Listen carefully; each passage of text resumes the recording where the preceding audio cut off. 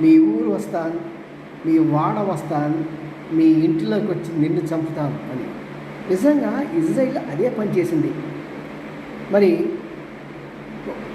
Israel వ్యతిరేకంగా ఉన్న Hamas లీడర్ని తను ఇరాన్లో ఉండి ఐతుల్లా ఖొమైనీ, ఆ తర్వాత ఇంకా పెద్ద పెద్ద వాళ్ళందరినీ కలిసి వారి నుంచి కొన్ని వాగ్దానాలు తీసుకొని వారికి కావాల్సిన ఆర్థిక వనరులన్నీ సమకూర్చుకోవడానికి మాట్లాడి బయటికి వస్తున్న సమయం వచ్చిన తర్వాత అతన్ని వాళ్ళ రాజధానిలోనే, ఇరాన్ రాజధానిలో సేఫెస్ట్ ప్లేస్లో మట్టుపెట్టారు ఇరాన్ కమాండర్స్. వాళ్ళకేంటంటే ఒక గొప్ప నెట్వర్క్ ఉంది, సీక్రెట్ నెట్వర్క్. ఆ నెట్వర్క్ ఎక్కడ ఎవరైనా సరే ఫినిష్ చేయగలదు.